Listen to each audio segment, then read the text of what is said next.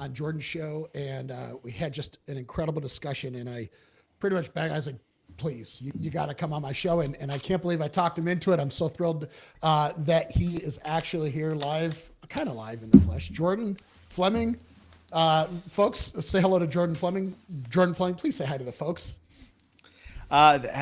Absolute pleasure to see you again, Tim, and a pleasure to be on live with you. Thanks, brother. Well, as you know, we keep things really, really casual around here.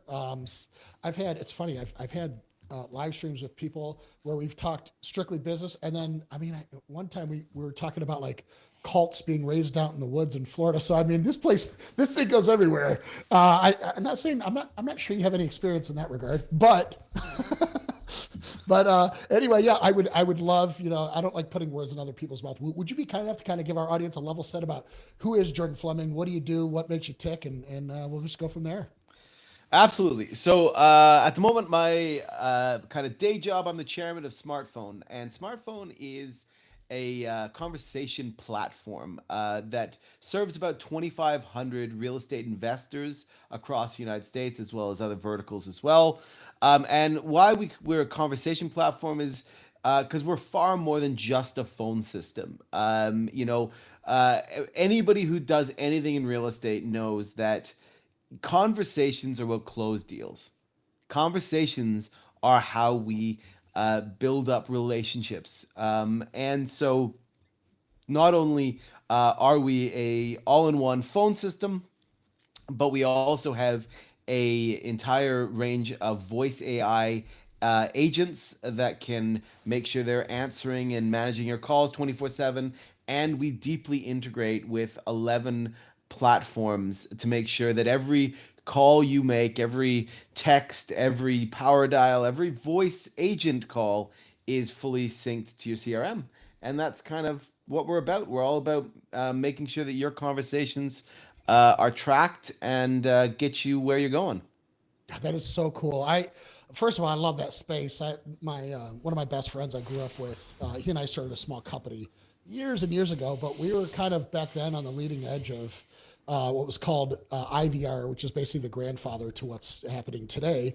And IVR, everybody hated IVR. You're like representative, and everybody's mashing the zero button trying to get around the system. But that was back, yeah, exactly. Matt and I would laugh. We're like, dude, I would never use our system. And it's not that we didn't want it to be good. It's just it was the limitations back then. We were using like B vocal and nuance and those very early stage IVR providers. Yeah, and it was crazy, but I love seeing what it's developed into. And this, I think, Jordan, I think I told you this. One of the things I love about your company is the niche that you're serving is one of the biggest pain points, I think, to entrepreneurs really finding a foothold in this world. And that is, man, making calls sucks. Taking calls sucks, making calls sucks. It sucks to pitch people. It sucks to get hung up on. It sucks to get, why are you calling me at this time of day? Man, I've done it. I've worked the phones. I'm a sales guy and I've done it. And I just think that's so cool. You're actually addressing this with tech. Yeah, and to your point, and I think there's a really great point that your IVR story kind of hits on, where tech is moving really fast and friction. IVRs, nobody likes IVRs for a reason. Because IVRs introduce friction into your life, right? Particularly, companies who think they're being really clever by doing multiple levels, like press 1 to do this, and then you're there, and you're like, now you got to press 3 to It's a do jungle this. gym. And oh my god, but what that is friction, and you are putting barriers and friction, and so the technology itself becomes a friction, and people get super pissed when the technology becomes a friction, because technology is supposed to help us. So that's what we're told, right? And that's a really nice segue into where this is going with, for instance, voice AI right now. You know, uh, the first question I always get from someone, a customer or someone who is interested in trying out our voice agents is, oh, don't get people get pissed talking to AI. Only they get angry talking to AI. And the truth is, no. If the technology, if those voice agents are able to do what they need them to do on the call. So it's no different. The reason you get pissed when the IVR is like that is because it's not helping you, it's hurting you. Right. And and the same is true with voice AI. If an agent is able to have the right conversations, get the right detail, help them the right ways, then honestly, people don't mind at all. It's when they can't do that, when the voice AI is built poorly, and all they can do is sort of, they can't help at all. All they can do is schedule a call or take some notes. That's when people say, they start bashing again to zero and say scream agent, because the friction is being imposed on a technology that's supposed to help and not hurt us. Dude, 100%. And it's funny you say that because I actually had an experience where I was talking to an AI operator. Yeah, long story short, my wife and I are buying some investment real estate down in Panama, of all places, and so I have to get my visa down there and all this kind of cool stuff. And so there's a service called an apostle, which is basically it's an expediting service to get your background check, visa, all that kind of stuff to get in to become a Panamanian visa holder. Anyway, I called this. It was like, I don't know, it was like 7:30 at night, and I just called the number on it just because I'm an idiot, and I'm like, okay, well, somebody might be bored and still be at work, so I call it, and this very human sounding, it complete with a clearing of the throat and a stutter, picked up, and I was like, wow. So at first I'm like, hey man, I'm really surprised you guys are still open. I'm having a normal conversation with it. And the way I was immediately able to detect it was AI is because of the lag. There's a significant lag. And then when it started talking, but again, if it weren't for that lag, I would have had no idea. But You got to call our agent. We don't have I lag. bet it's incredible. I can't. I do want to demo it. But what's amazing about that, Jordan, is and it's funny because I thought of you and I was like, I got to tell Jordan about this. When if you gave me the option, even with the lag, I would rather talk to that agent than a live human. Because here's what I did. I literally I had 3 questions and I'm on my screen reading them all. And I know for a fact, if I asked a human being those 3 questions, I would have had to break them down. I'd have to wait for them to respond. It would have been back and forth. They would have had to check with their boss or their manager, whatever. This thing, this genius of a thing, I gave it 3 complex questions, didn't even give it a break. I was like, I started chatting about the football game. I started checking about the NBA just to see. Dude, he was on fire. It was unstoppable. I was like, and so then what happened was the next day, the real company calls me back. A terrible landline connection, Indian accent, like I couldn't understand him. And he's like, just making sure you got everything you need. I said, brother, no offense. I would rather talk to that guy than you any day of the week because it literally, it was incredible. I complimented him. I said, the only thing I would say is, in order to not alienate, like I thought it was clever, I thought it was cool, but there are some people who will feel like, oh, you're trying to trick me, act like you're human. So I just told him, I was like, actually, if you just tell people up front, hey, I'm an AI assistant because all the humans have gone home for the day, but give me a shot. I promise, just give me a shot. I bet I can help you better than they can. People would totally go for that. You're 100% right. You're 100% right. Trying trying to trick people into thinking it's human is really dumb, because then people lose trust. And there's If no they're ROI. Yeah, Doesn't they matter. lose trust, and they're like, wait, you tried to trick me here.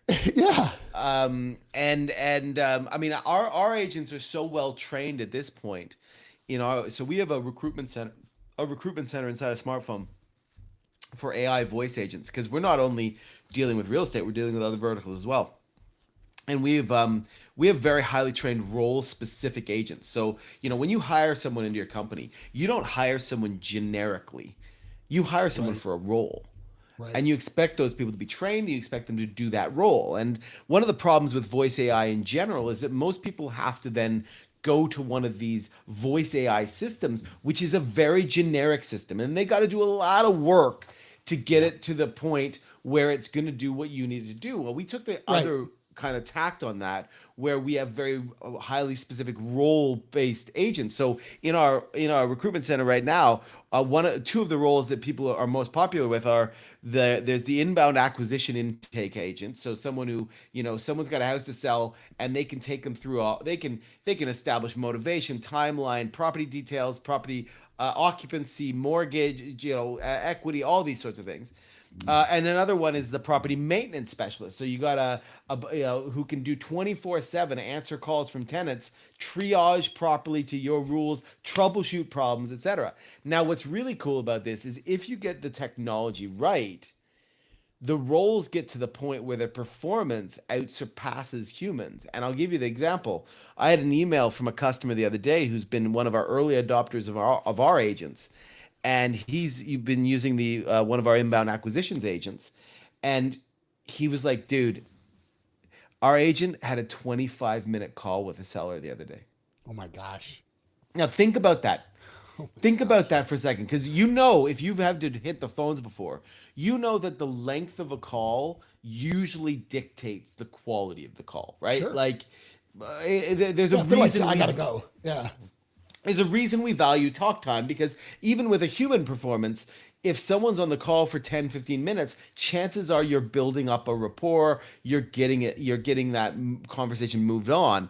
And our agent was able to have a 25-minute call with a seller. Wow.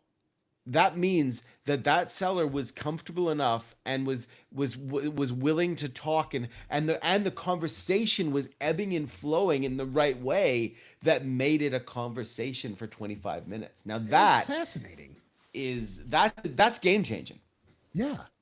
Well, in like, so the cynic inside of me then has to ask, was there trickery afoot, or did agent and he was comfortable having a 25-minute conversation there? Well, so the first thing we do when someone calls into one of our agents is we tell them that A, the call is being recorded, and B, Right. we tell them that that we use AI to run the call. Ah, So we're not trying to pull the wool over their eyes. Now, I would bet some people still don't realize it's AI because it's so good. wow. Um, I got to try it. Can you send me a phone number after this so I can try it? Yeah, I yeah, I'll got to send you try this. hundred I got to percent. I'll try send you. this. I'll send you. And here's the other thing you need to try, because this is a bit behind the weeds, but so one of the challenges that we've fixed that a lot of people out there, so you know, as you know, we're a telecoms company, right? We're an Yep. FCC regulated telecoms company. Now that matters because a lot of people building voice agents right now are doing it pure software based, and they're Okay. they're they're connecting VAPI with N8N and Right. or whoever else. And the problem with that is it doesn't scale very well, number one. But the other problem is it doesn't have rapid enough memory where you can have multiple conversations. Now we can. So I'm going to give you a phone Wow. number, but here's what I want you to do. When I give you the Okay. phone number to call Linda, who's one of my agents, and have a conversation, have an address that you're trying to sell, have a story, Okay. I don't know, we got a new job, whatever. Have that Yep. conversation. Make it as long as you want. She'll probably want to schedule a meeting for you.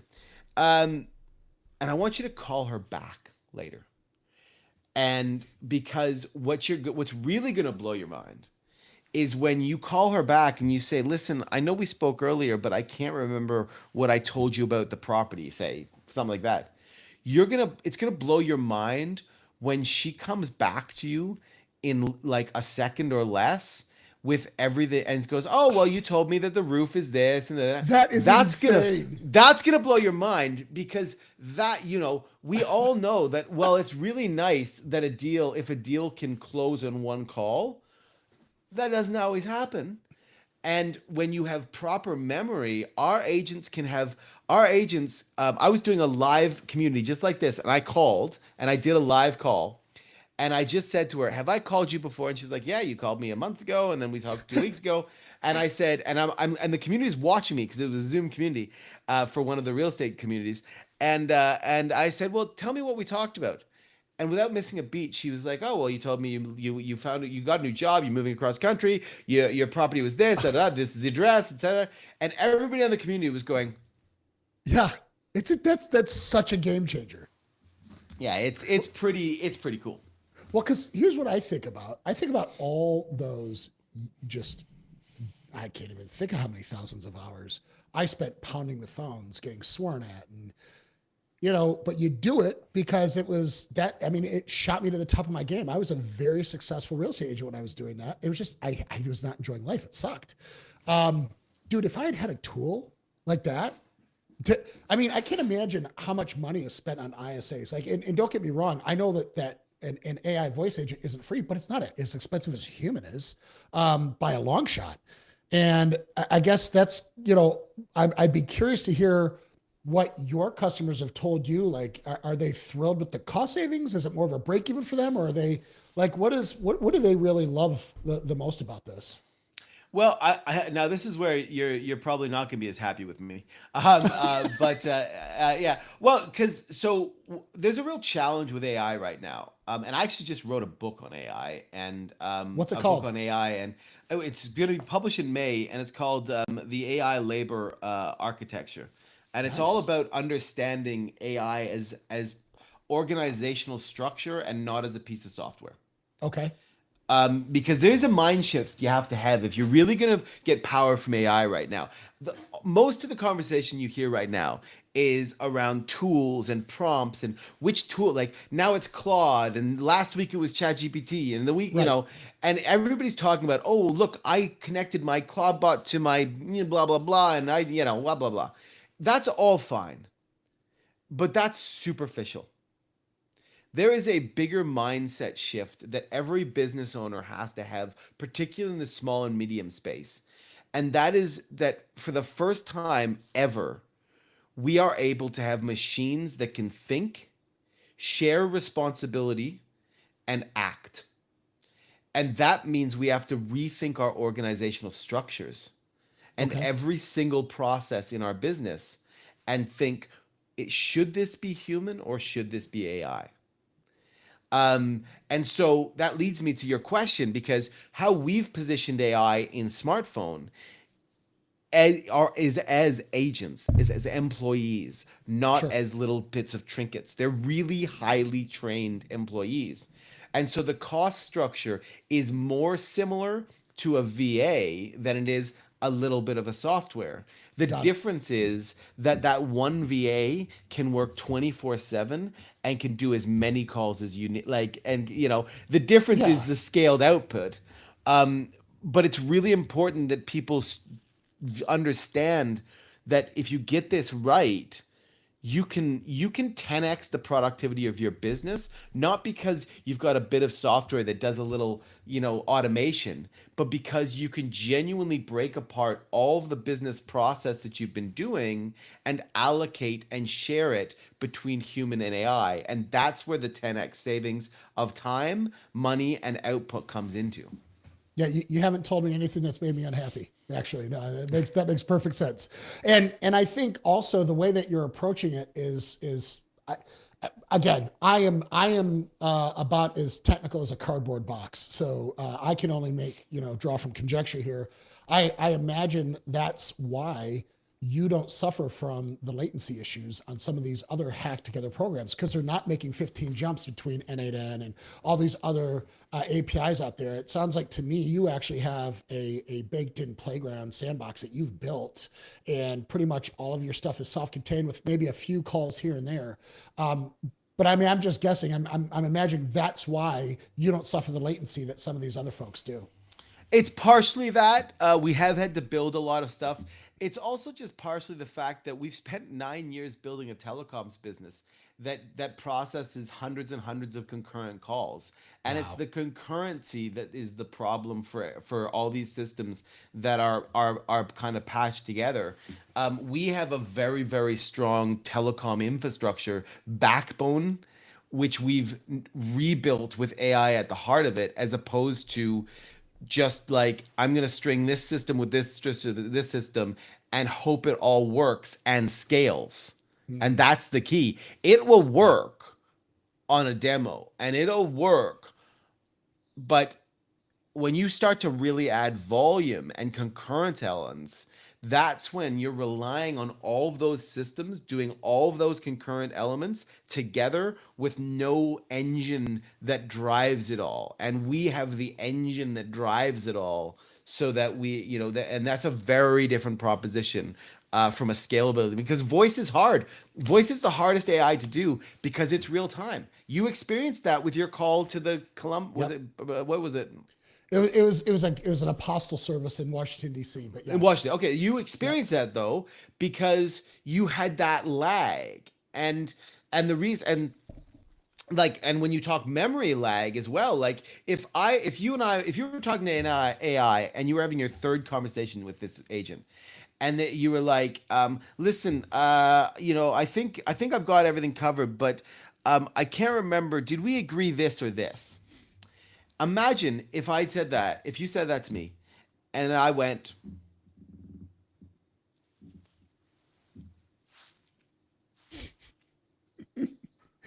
I, yes, we did. yeah, exactly. I mean, what? Right? But it's a deal breaker. It's a and voice is hard because it's real time. And Yeah, and when you're combining training, understanding, and the fact that the AI has to make decisions, because AI doesn't work like a script. AI doesn't run off script, or good AI. Some people have built it like that and they're dumb. But good AI doesn't build off script, it builds off skills and training. And so when our if I that's why if you ask one of our agents, if you like talk to our agent, you're talking and they're making a decision about what to say. They're not pivoting and being like, "Oh, well they've asked us X and I know that if they ask X, I say Y." Right? That's not how AI works. Or not good AI. How right. AI works is I understand what I'm supposed to do. I understand who I am. I understand the role I'm playing, the conversation I'm doing. I understand the business model, the products. I understand all that. I understand the customer. And now they've asked me this, and I have to make a decision about what to say. And all of Massive that has to difference. work Yeah, in real time. that is so cool, and that's something you don't get from a decision tree, No, and that's what's so decision cool about trees that. lock you in. Right. And the problem with decision trees is that suddenly they ask a very reasonable question that you hadn't planned for, and they go, "Oh shit, I don't have an answer." Right. Yeah. Right? It's one of the reasons why we don't train. I don't train callers, human callers, on scripts.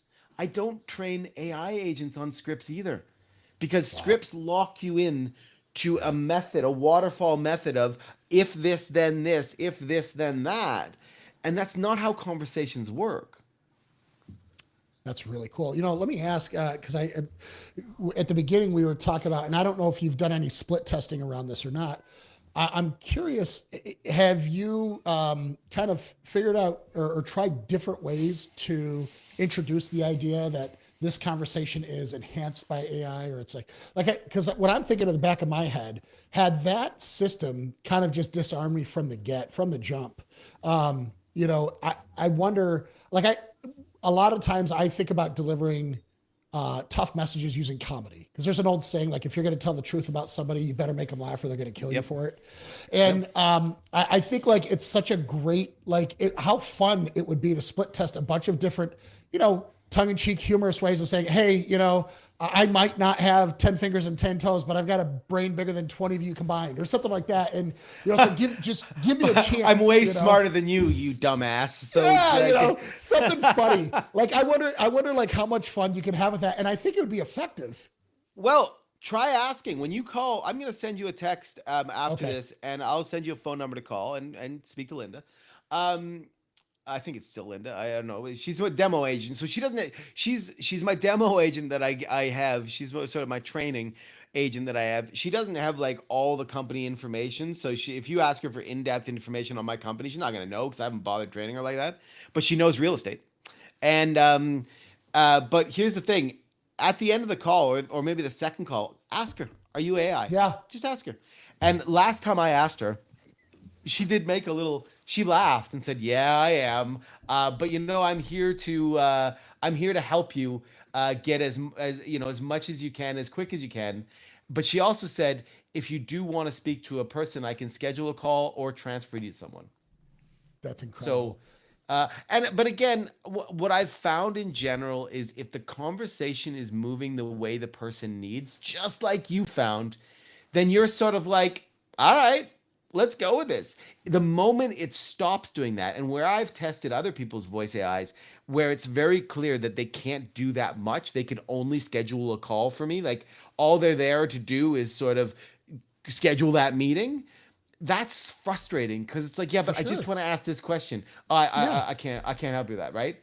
I know. Now you really want comedy, Tim? I'll send you a recording because somebody else's agents, company's agents, called one of our agents, Oh, that and is yeah, brilliant. yeah. So, but one of my developers was like, dude, you got to hear this.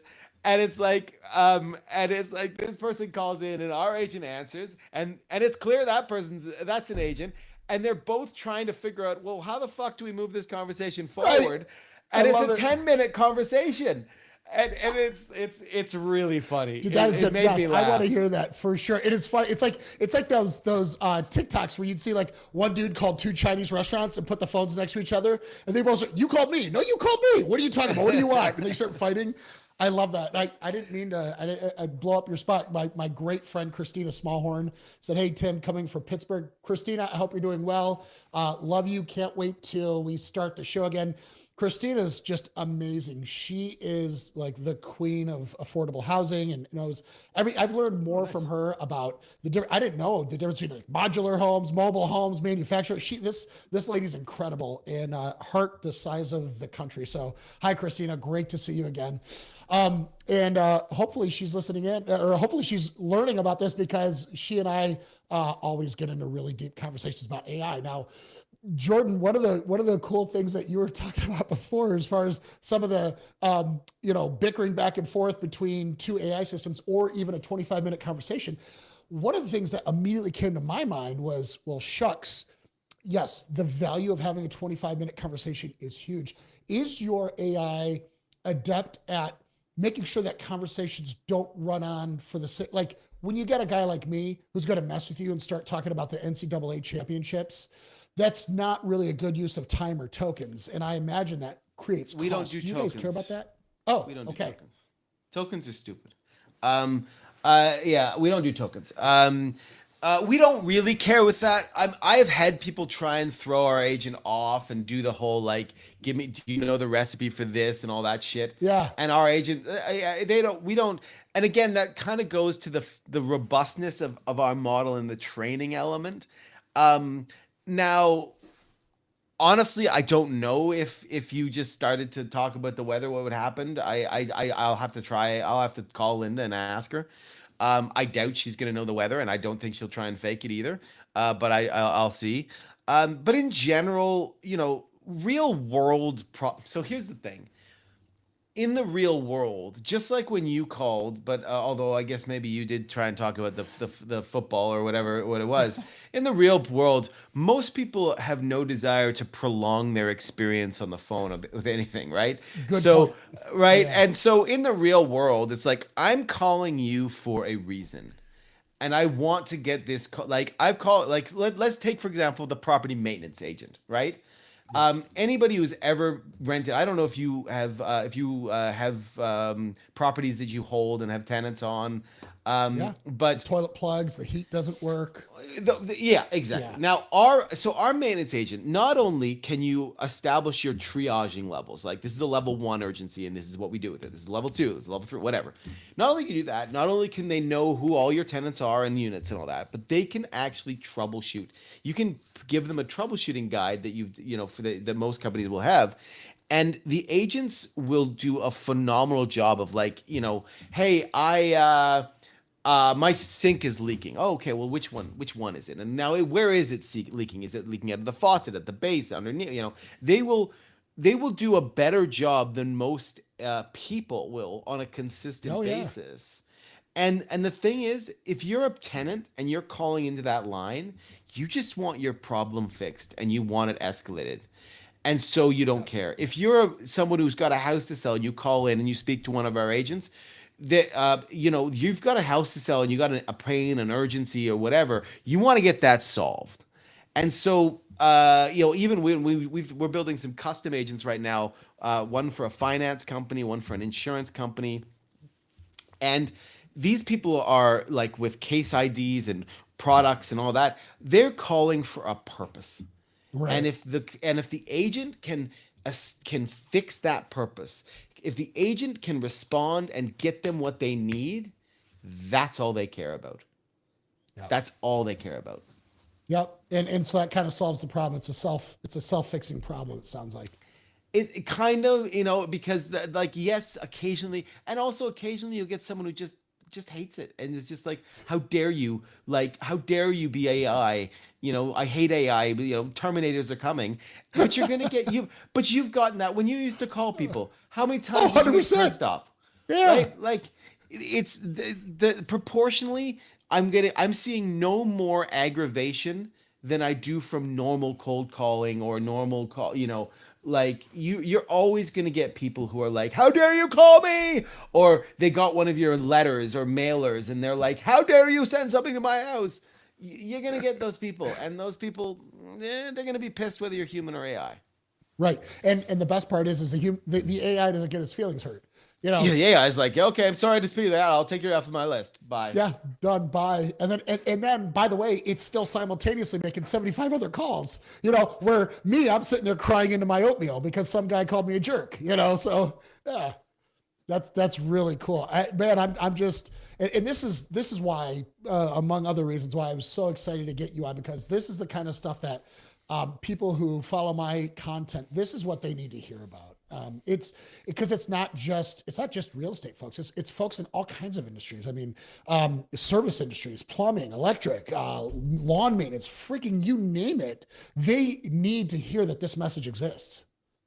Well, and, but again, I would go back to what I said at this, closer to the start, and it has to do with my book. And by the way, if you go to laborarchitecture.ai, the book, you'll be able to pre-order the book in a bit. It's not quite live. The site's up, but it's not quite there. So nobody Okay. nobody said do anything yet. But you'll see that, because I've really gone deep on this. Because I had to figure out, what does it mean to have an AI agent, because we had to build them, and and it's not enough. Imagine if I had an employee. Imagine if I hired an employee into my company and they were able to do one thing really well, but they couldn't interact with the rest of my company. Mhm. They couldn't be part of the workflow of my company. Would I think that that's a really valuable employee in general? No, I Of wouldn't. course not. You No. may be able to be a superstar on the call, but if you can't then pass that off into the next part of the process, I've Right. got to still go get it, or I've got to have someone Right. go get it. Yep. And so when we were coming to the point of designing these agents, I had to have a sort of philosophical think about it, and think, and break it down and think, well, what does it really mean to have an agent that's productive in a working environment? And it's not about the technology or the how real it sounds, or any of that shit. It's really about, how does it flow within the way your workflow really is.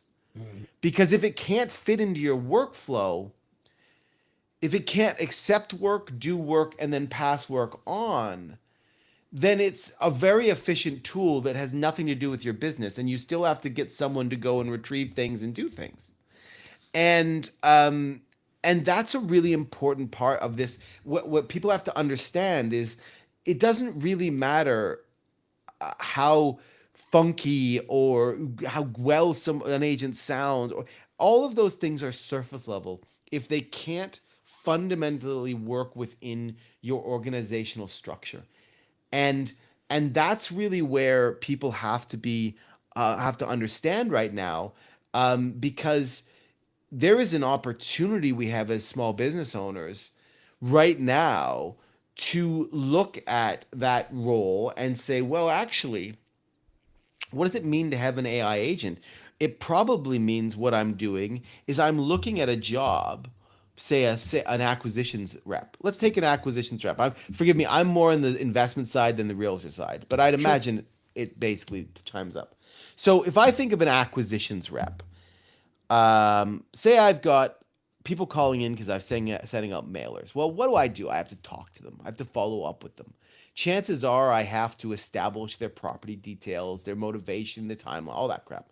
I then probably have to, for if it's a bigger company, maybe I pass it on to someone else at that point. If it's a smaller company, well, then I have to look at the property and I have to do comps and I have to think, all these things, right? So this job of acquisitions rep actually encompasses probably 8 to 10 to 12 different roles. And if you think about how we think of most jobs right now, jobs are arbitrary, right? A job title, we've conveniently packaged a bunch of roles into the idea of a job for a very long Yep. time. And we've done that Yep. because people need shit to do and we need to justify hiring them. That's right. But if you think about an organization and you think about an organization that has an acquisition rep and a transact, and all that sort of stuff, you can start going, well, you know what? I know this guy gets all these inbound leads and qualifies them. And only after qualifying them does he move on to the next step. Why does he have to do that anymore? Why can't I break Good this point. up? Yeah. Why can't I break this up? I know I have to go look at the property details. Why does he have to go look at them? Why can't I break that up? And when you start to understand that if you look at a process, you can start breaking it down and going, you know what? This person used to do A, B, C, D, E, and F. But F is where the money is. A, B, C, D, and E are the shit he has to do to get to the money. Hmm. So how can I take A, B, C, D, and E and give it to an AI agent so that he's only ever working on the Fs? So cool. And that is the mindset shift, in my view, that you have to start looking at. Not how well does it sound, how human does it sound, or how fast can it do this, or how, those are fine, but they're not the real shift. The real shift is that you can now break down your processes that you've lived with for years and realize you can 10x your productivity by separating them between human and AI. Man, that's so mind-blowingly cool, and it makes so much sense the way you break it down. And like I imagine those ABCD jobs, are those done is that further broken down? Does each agent do an A, a different agent does B, and a different agent? A lot of times, right? Yeah. And the reason, and there's a reason for that, and the reason of that is that specificity is where the power is, and we see this in Yeah. humans as well. It's not Yeah. unique to AI. The more general the more generalized you make someone's role, the more strands you put into their responsibilities, the more they have to make a decision as to which responsibility is paramount, right? And we see this. If you do not if you've ever hired people, I've got about 65 employees. If you do not have a good understanding of what everybody's role is, then the lines get blurred. Well, is this Tim's or is this me? Right? Is this Right. the who's responsible? And so the same is true with AI. If you try, now you can kind of bound it together to be fair, but the more specific you can say and say, like, look, you have this job to do. This is what you're allowed to do. This is what you're not allowed to do. This is where you need help. This is where you need to ask for help. And this is where you pass work on to. If you outline these things properly, and in my book, I explain how to do this actually. And if you go to that website, you'll see there's a whole bit of stuff there. Um, if you do that properly, then you have responsibility that is tightly contained and can make sure that work passes in the right way. If you don't do it properly, you have creep and blurred lines, and suddenly that's when your AI agent does the wrong thing because they weren't sure which bit to care about. Isn't that funny? And that happens in, like you said, with humans and life. Humans. Happens everywhere. I mean, if that trying to context switch between several different ideas is just you cannot do it. 100%. It happens with humans as well. And the thing is, with humans, we compensate. Yeah. If you think about any company you've ever worked in, don't tell me your processes always worked. I will call you a liar. We compensate as humans all the time. And the beautiful thing about what's happening right now, if you get it right and you get your mindset in the right place, is that you can actually take that compensation, that human compensation out of it, right? Where we're like, oh, well, Jim always does that because he always remembers to pick up this shit. Like, Yeah. Larry's the guy who always does this. Well, great. What happens when Larry's sick? Oh, Yeah. Larry got we hit by a bus. compensate. Now what do you do? We compensate all the time. Yeah. And with AI, you have to structure it slightly differently. Well, the good news is you don't have to worry about your website visitor algorithm statistics getting botched because the joke's on you. I don't know, have any idea how to spell architecture, so you're good. Labor architecture. I'll look it up when I can actually. Laborarchitecture.ai. Yeah, I'll Honestly, ask it do how to go spell it. because the website's I will. live, and actually you could create an account. I've actually built software in here to help you remap your business processes with Oh, AI. It's sweet. live right now. You could technically use it for free right now. The book is going to be on there in May, and I'm doing a video masterclass as well in May. But for now, you can go and take a look, and you can register your interest on on hearing more when it's all live. Cool. Yep. I'll be one of the first names on there. I hope. Anyway, yeah, I'll definitely get on there after our call. And it makes me wonder because when this rolls out in May, I mean, as fast as this world has been evolving, who's to say we're not in an entirely different iteration of tools come May? I mean, that's how quickly like things change, and it's just amazing to think like here we are talking about this, and maybe in May you and I are saying, "Hey, dude, you remember when blah blah blah wasn't even out yet?" and we can sit there and But chat about that.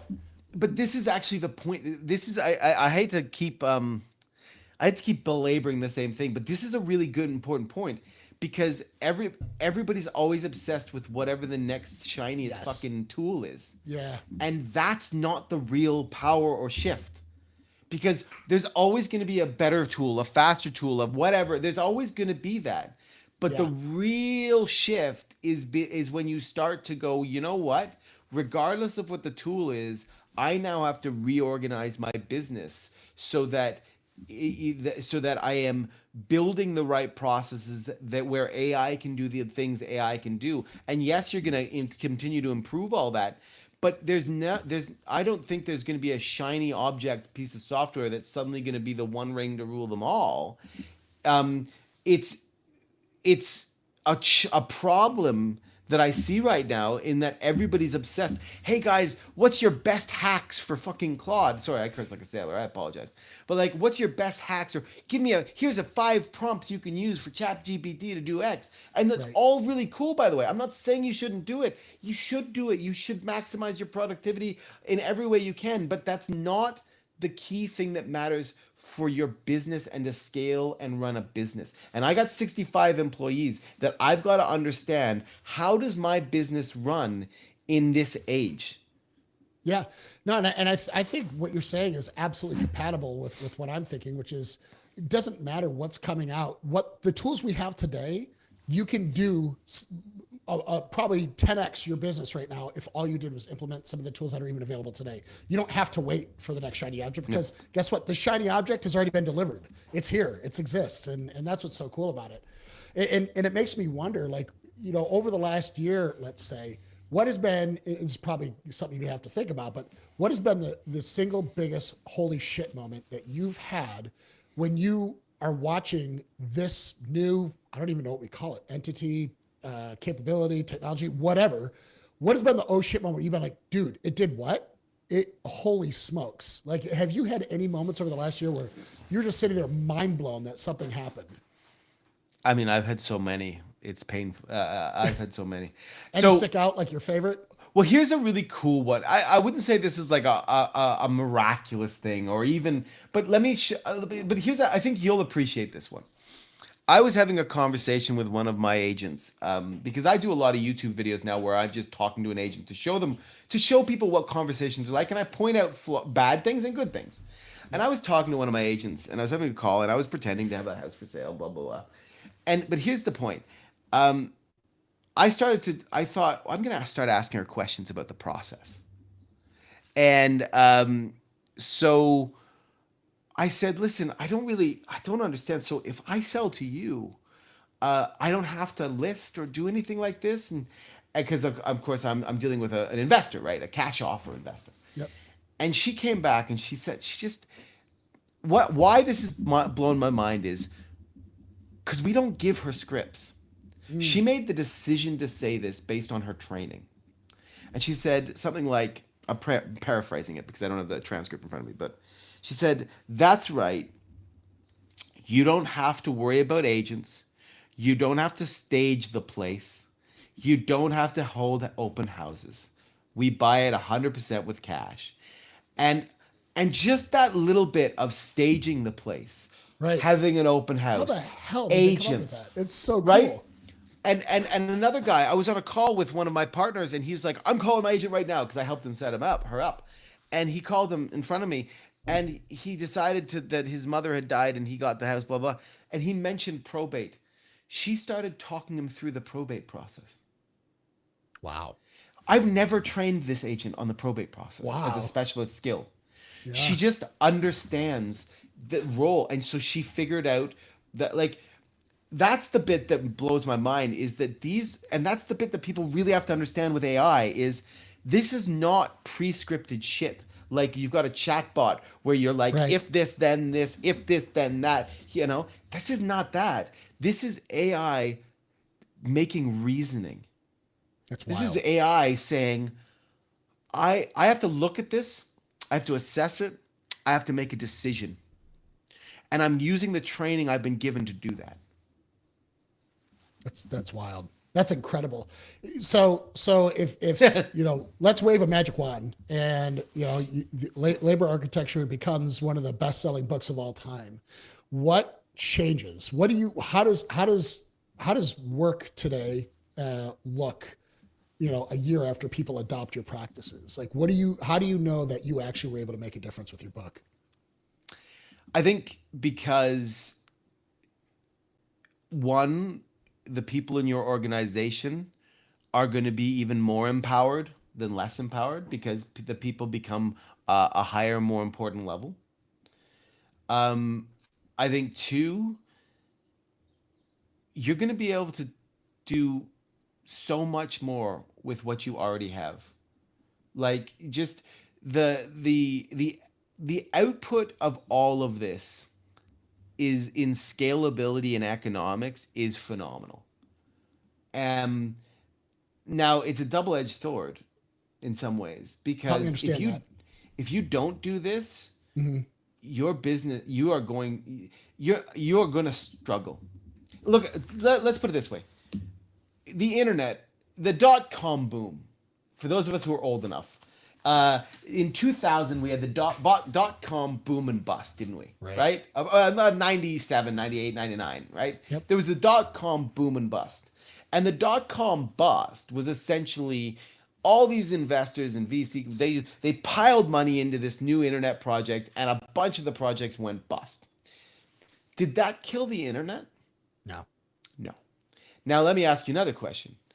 Are there any businesses today, do you think, well, there's probably one, but that still work in a pre-internet age?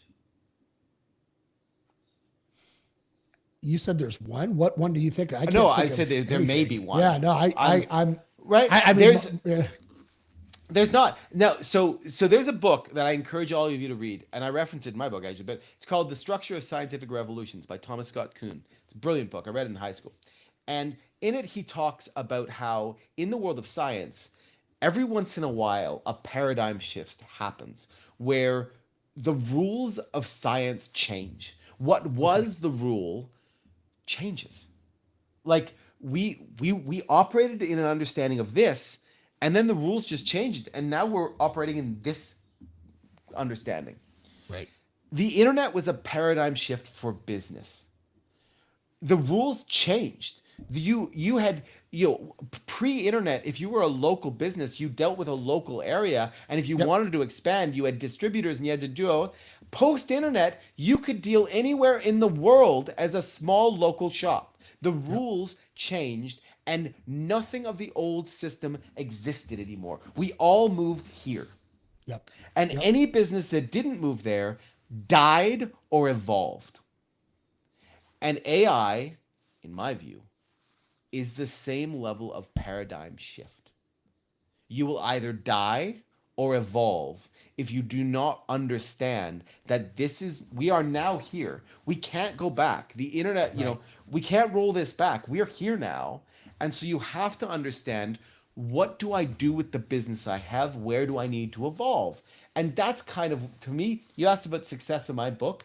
It's that, because I wrote this because I've spent the last year trying to understand, what does it mean to have AI work in a business? Because I had to build agents. I had to design a structure for this.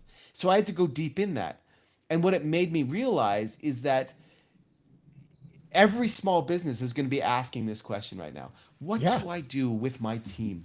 Jesus, if I work in an environment, if I'm in a marketing company and suddenly all my customers are saying, "Well, why do I have to pay for you? I can get AI to do everything for you in 2 hours what you take 2 weeks to do." Well, how do you live with that environment? What do you do? And that's the shift. Everybody's going to have to start to think like that and go, well, what is in my business that is unique? What are the things that we really can add value on?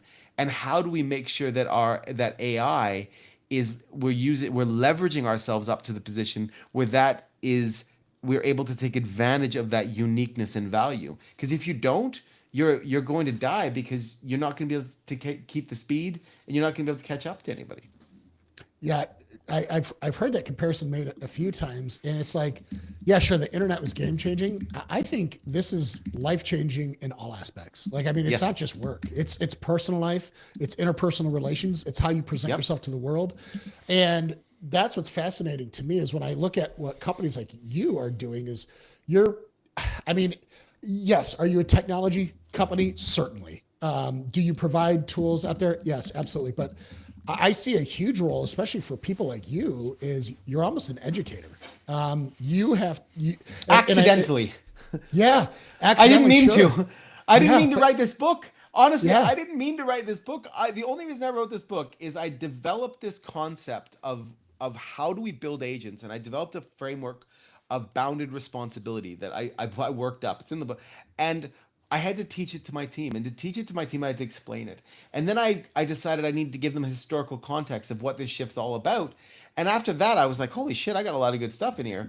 And so I added a third section of, if I was a business, if I was going to teach a business how to look at their business and do this, the third section of the book is how you can basically reorganize your business in the age of AI. I didn't mean to write this. I didn't set out to do it, but I realized that in building these things, and in understand and in coming up with a sort of intellectual framework for how this works, that I had something really interesting, and I could explain it. And so I accidentally did it, and now I'm accidentally sort of pushing out.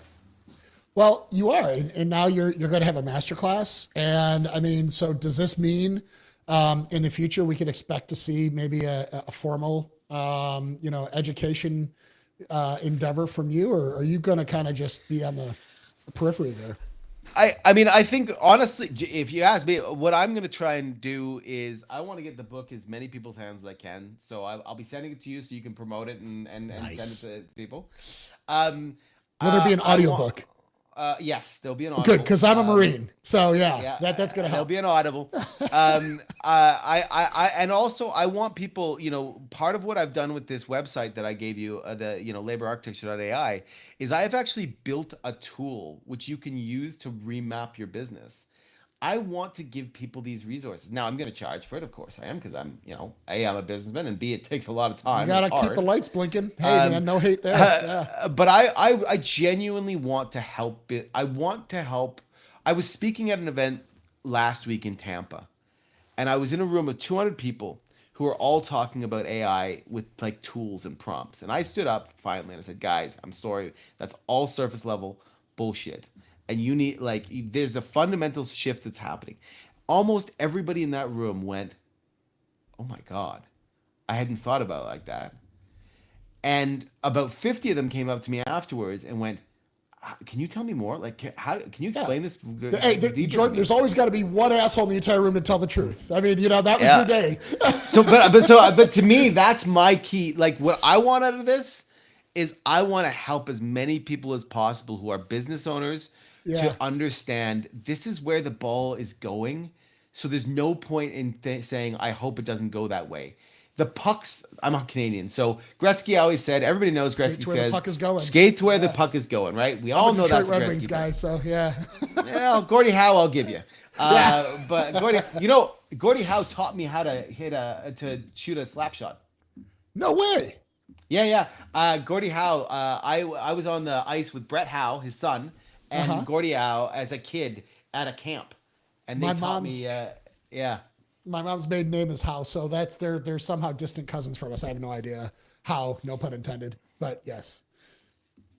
But Anyway. that's my goal is for people to understand the puck's going there, Yep. and you may not like that, but it is. So it now is the time to think about your business, understand how you can make it the most effective, efficient, scalable business by adding in AI, not as trinkets, but as fundamental redesigns of how you do your business and how work processes through your company.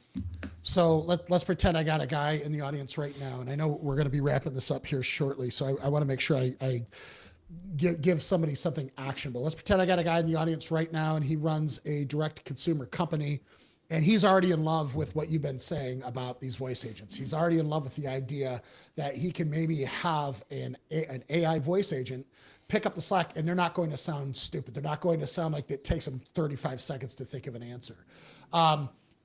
Does he go to the labor architecture AI site, or does he? Is there a different path that you want people to take to learn more about smartphone and Yeah, smart.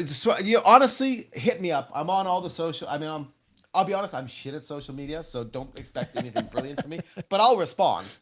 yeah, the DMs work. That's all that Yeah, the matters. DMs work, and that's all that matters.